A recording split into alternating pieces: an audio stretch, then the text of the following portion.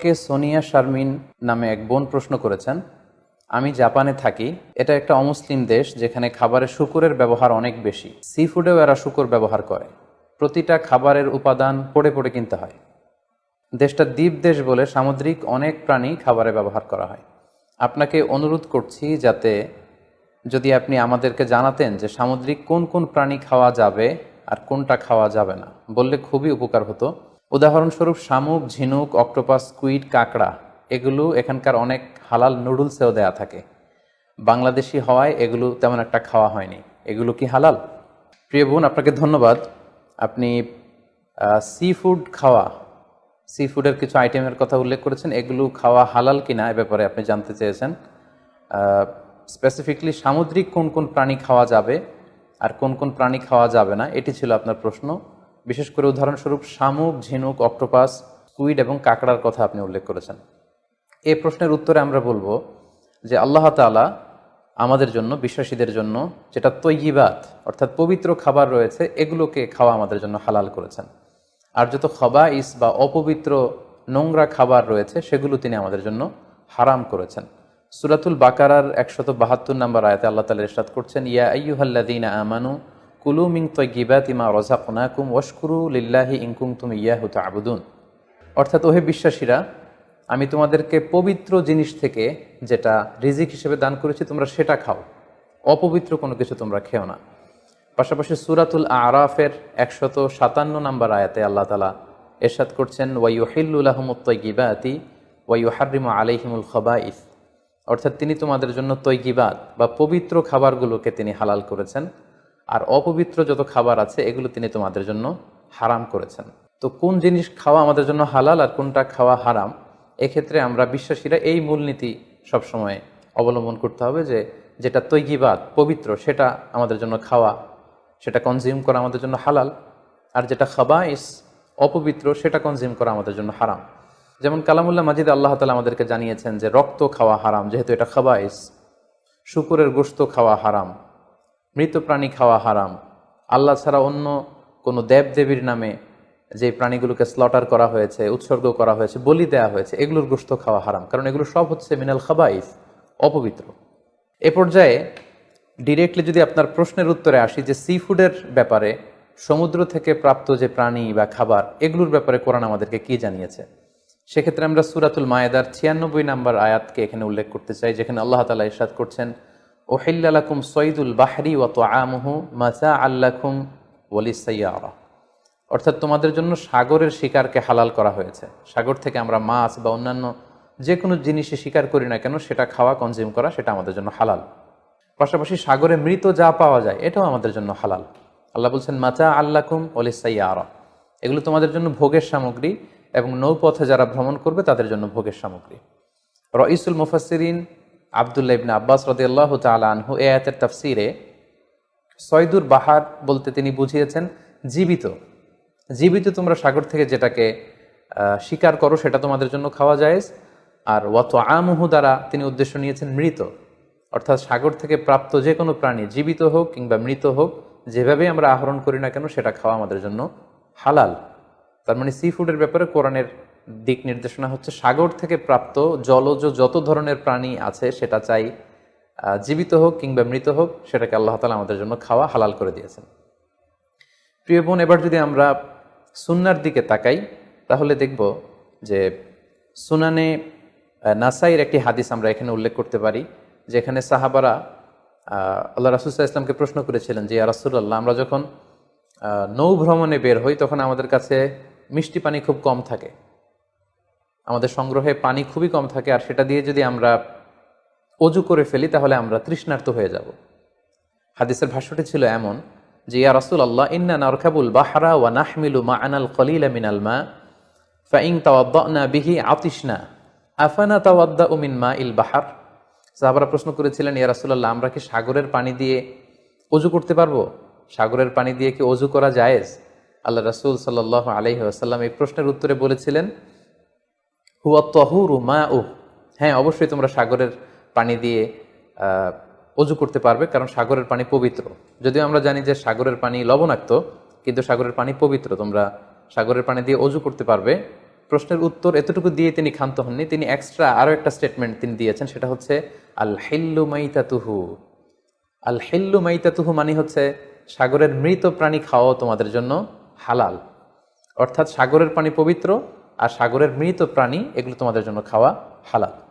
সম্মানিত সুধী, কোরআনের এই আয়াতটি এবং সুনানে নাসাইর এই হাদিসের বর্ণনা থেকে আল্লাহ রাসূল সাল্লাল্লাহু আলাইহি ওয়াসাল্লামের উত্তর থেকে আমরা বুঝতে পারলাম সাগর থেকে পাওয়া যত ধরনের সি ফুডের আইটেম হতে পারে, যত ধরনের খাবার হতে পারে, সেটা চাই জীবিত হোক কিংবা মৃত হোক, সেগুলো আল্লাহ তাআলা আমাদের জন্য কনজিউম করা, সেগুলো খাওয়া, সেগুলো আহরণ করা, সেগুলো শিকার করা আল্লাহ তাআলা আমাদের জন্য বৈধ করে দিয়েছেন।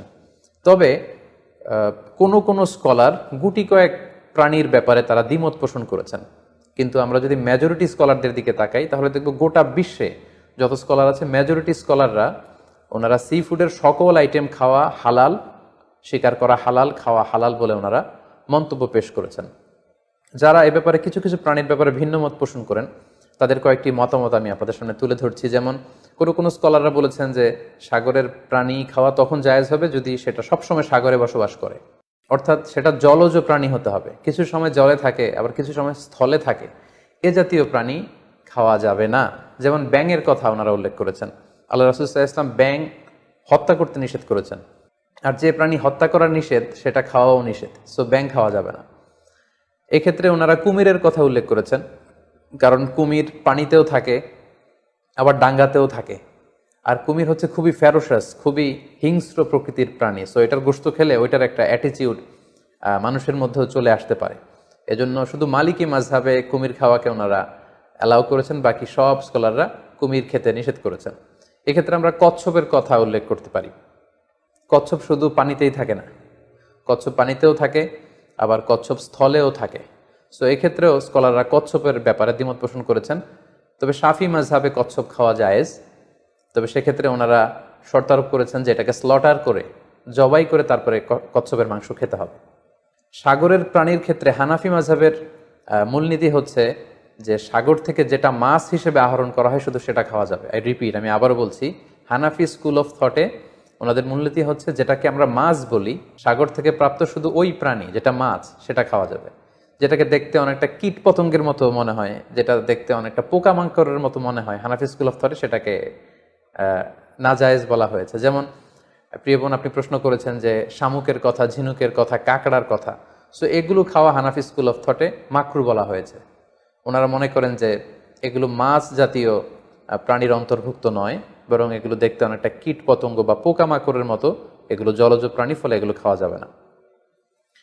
পাশাপাশি হানাফি স্কুল অফ থটে মাছের ক্ষেত্রেও নিয়ম হচ্ছে যে মাছটা জীবিত আপনাকে শিকার করতে হবে। সেটা যদি মৃত হয়, পানিতে ভেসে আছে, যেটাকে তফি বলে আরবিতে, এই জাতীয় মরা মাছ খাওয়া যাবে না। এর কারণ ওনারা এক্ষেত্রে খুব এক্সট্রা কশন ওনারা ব্যবহার করেছেন, অর্থাৎ মাছ যদি মরে পানিতে ভেসে থাকে সেক্ষেত্রে এটা কি স্বাভাবিক মৃত্যু হয়েছে মাছের, নাকি বিষাক্ত কোনো জিনিস খেয়ে মাছের মৃত্যু হয়েছে সেটা আমরা জানি না। তো সেক্ষেত্রে ওনারা বলেছেন যে মরে পানিতে ভেসে আছে এরকম মাছ খাওয়া যাবে না, বরং জীবিত অবস্থায় আহরণ করতে হবে। পাশাপাশি হানাফি স্কুল অফ থটে আরও একটি বিষয়কে শর্তারোপ করা হয়েছে, সেটা হচ্ছে খবিস হতে পারবে না, মিনাল খাবাইস হতে পারবে না, অর্থাৎ দেখতে এটাকে একটু অপছন্দনীয় লাগে, দেখতে কেমন কেমন যেন লাগে। আমাদের মানবিক যেই আমাদের চিন্তা বা গুণাবলী, আমরা সাধারণত সেটাকে দেখতে সুন্দর লাগবে না, সেটাকে কেটে ফ্রাই করে খেতে আমাদের ভালো লাগবে না, এরকম হলেও সেটা খাওয়া যাবে না। তাদের মূলনীতি হেদায়েতে যেটা এসেছে সেটা হচ্ছে মাসি ও আসামাক ফাহুয়া খবিস। সাগরের প্রাণীর মধ্যে মাছ ছাড়া যা আছে, হানাফি স্কুল অফ থটে তারা বলছেন যে এগুলো সবগুলোই খবিস, এগুলো তৈয়বাত নয়। কারণ আল্লাহ তাআলা আমাদেরকে যে তৈয়বাত খাবারকে হালাল করেছেন সেটা এর অন্তর্ভুক্ত নয়। তো এই কয়েকটি দ্বিমত ছাড়া আমরা যদি গোটা ওয়ার্ল্ডের মেজরিটি স্কলারদের দিকে তাকাই তাহলে দেখব যে ওনারা সব ধরনের সি ফুডকে হালাল করে দিয়েছেন। কারণ কোরআনের এই আয়াতটি যেটি আমি বললাম যে ওহিল্লা লাকুম সয়দুল বাহরি ওয়া তুআমুহু, এটি এবং রাসূল সাল্লাল্লাহু আলাইহি ওয়াসাল্লামের স্টেটমেন্ট আল হিল্লু মাইতাতুহু, সাগরের যে কোনো প্রাণী এটা মরা হলেও খাওয়া জায়েজ, এই আয়াতটি এবং এই হাদিসটি এটা হচ্ছে খুব জেনারেল স্টেটমেন্ট, ব্যাপকভাবে সাগর থেকে প্রাপ্ত সকল খাবারের ক্ষেত্রে এটা প্রযোজ্য। যদিও হানাফি স্কুল অফ থটে কিছু কিছু সিফুডকে মাকরু বলা হয়েছে, কিন্তু এগুলোকে আসলে হারাম বলার সুযোগ নেই, কারণ কোনো প্রাণীকে খাওয়া হারাম এটা বলতে হলে অকাট্য দলিলের প্রয়োজন। আল্লাহ দিল্লাল কাতিইয়া ছাড়া আসলে কোনো জিনিসকে হারাম বলা যায় না। তো এক্ষেত্রে এটা রুচির ব্যাপার। আমরা যদি গোটা বিশ্বে দেখি যে মেজরিটি মুসলিম কান্ট্রিতে কাঁকড়া খাওয়া হচ্ছে, অনেক স্কলারদেরকেও আমরা দেখেছি ওনারা কাঁকড়া খাচ্ছেন, ওনারা স্কুইড খাচ্ছেন, অক্টোপাস খাচ্ছেন। তো সেক্ষেত্রে আমাদের রুচিতে যদি ভালো লাগে তাহলে আমরা খেতে পারি, এটা রুচির সাথে সম্পৃক্ত। আপনার রুচিতে যদি না কুলায় আপনি খাবেন না। যেমন এই ক্ষেত্রে আমরা উদাহরণস্বরূপ হাদিসে যেটা গুইসাপ জাতীয় একটা প্রাণীর কথা সহিহ বুখারীতে এসেছে, যেটা আমাদের বাংলাদেশে অনেক এলাকায় সান্ডা বলে থাকে। তো এই গুইসাপ জাতীয় প্রাণী খাওয়া কিন্তু হারাম নয়।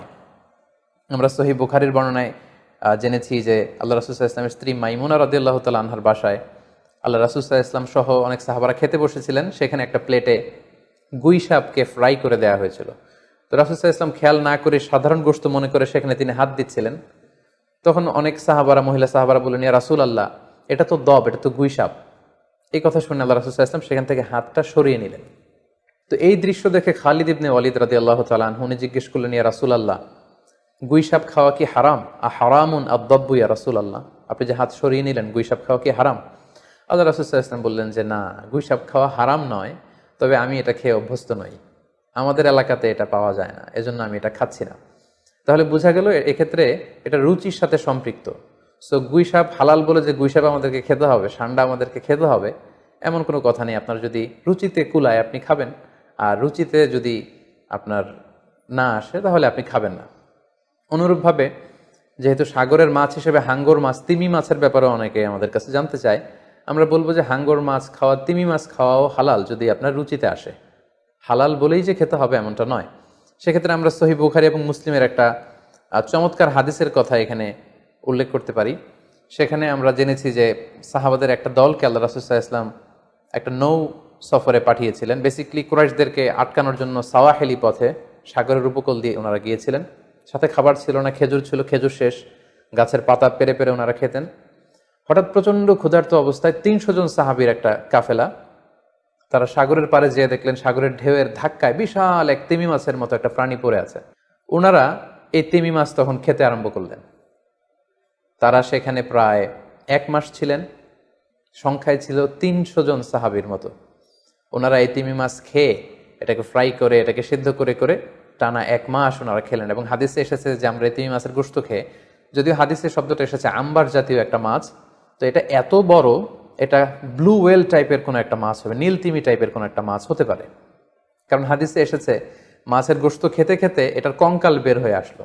তো একজন সাহাবা এটার পাঁজরের একটা কঙ্কালকে বালুর মধ্যে গেড়ে দাঁড় করালেন, কঙ্কালের একটা হাড্ডি। এই হাড্ডিটা এত বড় ছিল যে সাহাবারা ওই হাড্ডির নিচে দিয়ে ওটার হাওদাত সহ যেতে পারছিলেন এবং ব্যাক করতে পারছিলেন। তাহলে সেই তিমি মাছের কঙ্কালের স্কেলিটনের পাঁজরের হাড্ডিটা কত বড় ছিল, সেখান থেকে আমরা বুঝতে পারি এটা তিমি টাইপের কোনো একটা মাছ হবে। সফর শেষ করে ওনারা যখন মদিনায় আসলেন তখন আল্লাহ রাসূল সাল্লাল্লাহু আলাইহি ওয়াসাল্লামকে ওনারা পুরো ঘটনা বৃত্তান্ত খুলে বললেন এবং জিজ্ঞেস করলেন, ইয়া রাসূলুল্লাহ, এই যে এত বড় তিমি মাছের মতো একটা মাছ যে আমরা খেয়েছি, আমরা তো জানি না এত বড় মাছ এটা খাওয়া শরীয়তে বৈধ কিনা।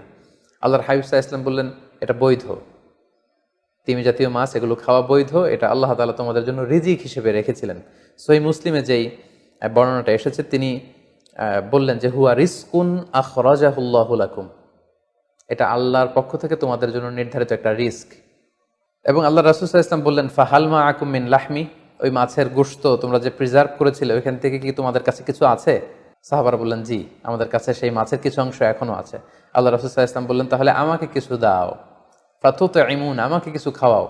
ক্বালা ফাআরসালনা ইলা রাসূলিল্লাহি সাল্লাল্লাহু আলাইহি ওয়াসাল্লাম মিনহু ফাআকালাহু, তারা তাদের বাড়ি থেকে সেই মাংসের কিছু অংশ এনে রাসূল সাল্লাল্লাহু আলাইহি ওয়াসাল্লামকে দিলেন, পাঠালেন, এবং সেই তিমি মাছের গোশত থেকে আল্লাহ রাসূল সাল্লাল্লাহু আলাইহি ওয়াসাল্লাম নিজে ভক্ষণ করলেন।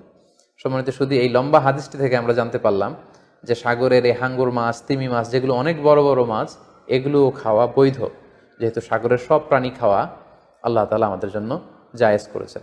তাহলে আমরা এই সিদ্ধান্তে উপনীত হতে পারি যে সামুদ্রিক সব ধরনের প্রাণী খাওয়া বা সি ফুড খাওয়া জায়েজ, যদি এটা স্বাস্থ্যের জন্য ক্ষতিকর নয় বা এর মধ্যে বিষাক্ত কোনো জিনিস নেই, এটা যদি প্রমাণিত হয়, অর্থাৎ বিষাক্ত নয় এবং ক্ষতিকর বলে প্রমাণিত নয়, এটা যদি আমরা নিশ্চিত হতে পারি, তাহলে আপনার রুচিতে কুলালে আপনি যে কোনো ধরনের সি ফুড খেতে পারেন। তবে যেগুলো ক্ষতিকর, যেমন আমরা জেলিফিশের কথা জানি, স্টোন ফিশ, আমাদের বাংলাদেশে পিরানহা নামে এক মাছের কথা আমরা শুনেছি, যেটা খেলে মানুষের মৃত্যুর সম্ভাবনা আছে, এগুলো বিক্রি করা, এগুলো খাওয়া, কনজিউম করা, এগুলো সবগুলো হারাম। কারণ ক্ষতিকর কোনো জিনিস কোনো মুসলমান কনজিউম করতে পারে না। কারণ আল্লাহ তাআলা সূরাতুল বাকারার 195 নম্বর আয়াতে আমাদেরকে বলেছেন, ওয়ালা তুলকু বিআইদিকুম ইলা তাহলুকা, তোমরা নিজেরা নিজ হাতে নিজেদেরকে ধ্বংসের দিকে ঠেলে দিও না, যেটা তোমার ক্ষতি হতে পারে সে কাজ তুমি করতে পারো না। পাশাপাশি সূরাতুন নিসার 29 নম্বর আয়াতে আল্লাহ তাআলা বলছেন, ওয়ালা তাকতুলু আনফুসাকুম ইন্নাল্লাহা কানা বিকুম রহিমা, তোমরা নিজেরা নিজেদেরকে হত্যা করো না, কারণ আল্লাহ তাআলা তোমাদের উপর খুবই বেশি দয়া পরবশ, তিনি মেহেরবান। তাহলে এই আয়াতগুলোর আলোকে আমরা বুঝতে পারলাম যে বিষাক্ত এবং ক্ষতিকর বলে প্রমাণিত নয় এরকম যে কোনো ধরনের সি ফুড যদি আপনার রুচিতে আসে আপনি খেতে পারবেন। ফলে শামুক, ঝিনুক, অক্টোপাস, স্কুইড, কাঁকড়া, যদিও হানাফি স্কুল অফ থটে এগুলোকে মাকরু বলা হয়েছে, কিন্তু এই ধরনের সি ফুডকে আসলে হারাম বলার কোনো সুযোগ নেই। এগুলো হালাল ইনশাআল্লাহ, আপনি চাইলে এগুলো কনজিউম করতে পারবেন, এগুলো খেতে পারবেন ইনশাআল্লাহ। জাপান থেকে সোনিয়া শারমিন নামে এক বোন প্রশ্ন করেছেন, আমি জাপানে থাকি, এটা একটা অমুসলিম দেশ যেখানে খাবারে শূকরের ব্যবহার অনেক বেশি, সি ফুডেও এরা শূকর ব্যবহার করে, প্রতিটা খাবারের উপাদান পড়ে পড়ে কিনতে হয়। দেশটা দ্বীপ দেশ বলে সামুদ্রিক অনেক প্রাণী খাবারে ব্যবহার করা হয়। আপনাকে অনুরোধ করছি যাতে যদি আপনি আমাদেরকে জানাতেন যে সামুদ্রিক কোন কোন প্রাণী খাওয়া যাবে আর কোনটা খাওয়া যাবে